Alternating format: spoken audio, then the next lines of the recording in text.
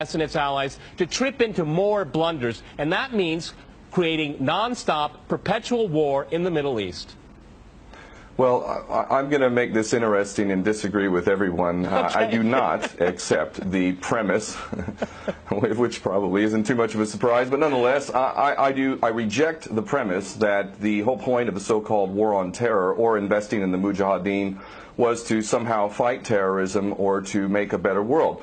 I would argue that if you really want to know what's happening with Middle Eastern policy, then you must read Oded Yanan's A Strategy for Israel in the 1980s. Now, in that document, which is pretty much being played out to a T right now and has been for many years, there were serious objectives for Israel. And Israel's main objectives were to expand and grow in line with the Greater Israel Project. And in order for it to do that, there would need to be an excuse to justify the expansion of Israel. And in order to do that, we would have to sow the seeds of sectarian hatred and violence in the region. The number one target of this plan was Iraq. We've achieved that. That's not a failure. That's actually a success. Iraq is a failed state largely. It is an absolute basket case. Sectarian hatred is absolutely insane. We see the beheadings and all of this madness, and we think it's a disaster. No, it's not at all. In fact, it's all part of the plan to break up Iraq into 3 different states. When we look at Syria, we also find that the goal is once again the same thing: sow the seeds of sectarian hatred and basically turn that nation into a basket case. This is happening according to plan as well. Now, ISIS, funny enough, could stand for the Israeli Secret Intelligence Service. Many people are seeing the very big benefits to the state of Israel, the so-called Jewish state of Israel, by the breakup and the balkanization of the surrounding states. So actually, if you believe what's being told to you, and I just don't know why anyone would believe anything that comes out of the mouth of virtually any Western leader, whether it be Obama or Bush or any of the rest of them, all of these people are nothing but patent liars, and everything they say is pretty much the opposite of the truth. So I don't accept virtually anything they say. Okay, good. Violence. Barack Obama did not bite at the opportunity to get involved in Syria a year ago. In fact, at the time when he was ready to start bombing Assad just about 13 months ago, and he backed off as soon as the first excuse came to mind. We've been supporting ISIS in Jordan, in Turkey, through our proxies in Saudi Arabia and Qatar. There is absolute continuity between the policies of Iraq and breaking it up and breaking up Syria as well. It is beyond naive to suggest that the U.S. doesn't have its fingerprints all over ISIS. In fact, tell me this: why has ISIS never once, or al-Nusra Front or al-Qaeda, not once have they attacked Israel? In fact, ISIS militants are getting medical attention in the Golan Heights and in Israel itself. What does that tell you? There is absolute continuity, but the actual policy, just like the Project for a New American Century laid out very clearly that a, quote, new Pearl Harbor would be necessary to achieve this goal of full spectrum dominance, you could never tell the American people, or the world for that matter, we're going to fight wars of aggression where we're going to have to invade and occupy, we're going to have to spend hundreds of billions, if not trillions of dollars to achieve the goal of full spectrum dominance, which is to control, absolute control over air, land, sea, and space and cyberspace. The American people never would have bought it, so you can't tell them that. You have to tell them a bunch of lies, and we see this over and over again. What you have to do, Ken, if I can go... It would absolutely no question that there must always be a boogeyman. In fact, you're sitting in Russia now. For 50 years plus, we were fighting this Cold War that really was an absolute charade to begin with. There never really was a threat of a Soviet invasion. And for decades, we spent insane amounts of money developing nuclear weapons to the point of really completely, totally collective insanity.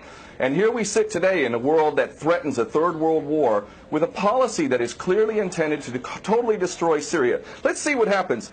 If we take Bashar al-Assad out of the equation in Syria, does anybody with half a brain not understand that that vacuum that's going to be created is going to be a vacuum filled by the most powerful interests there? And who is that right now? Well, that would be our best friends and allies, these little Frankenstein monsters that we create, whether it's al-Qaeda or al-Nusra Front or the latest ISIS monster that we've created. Those are the ones that are going to fill that vacuum, and that fits perfectly in line with Oded Yanan's A Strategy for Israel in the 1980s. And if these other two gentlemen haven't read that document, I seriously suggest you do. Another thing that's really worthy of pointing out is the so-called Islamic State is anything but Islamic. And yes, there is a war on Islam.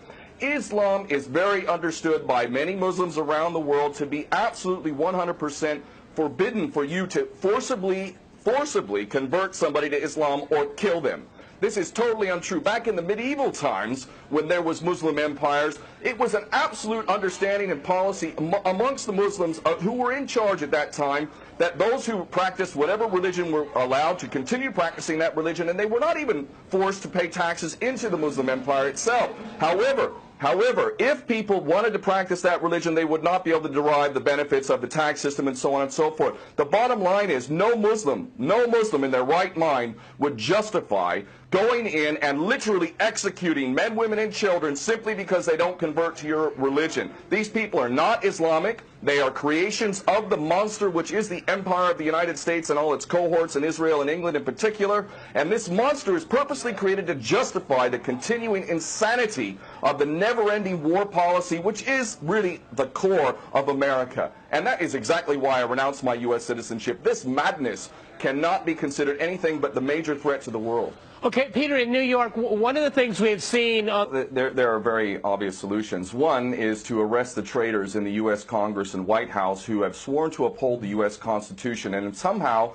the American people have sat by while the President has afforded himself the power to execute anyone, anywhere, anytime, for any American citizen to be detained without any due process of law, no representation, incognito, and theoretically he could be condemned to death by a military tribunal in secret and executed. All of this operating under supposedly the United States Constitution. So all of these traitors need to be arrested, first and foremost. When Netanyahu came to the Congress a couple years back, he received 29 standing ovations by these cowardly chicken hawk traitors. So the American patriots need to stand up and grab a pair and ultimately have some integrity and get rid of these traitors. Secondly, cut off all funding to Israel. Israel is a pariah state, a criminal state. It is committing active policies of genocide by the legal definition of the word according to Black's Law Dictionary. That country needs to be cut off right now. All of their attention needs to turn inward. Stop your little empire endeavors and full spectrum dominance and all of this sort of madness. Start taking care of your infrastructure back home. Start taking care of the American citizens who have worked their whole lives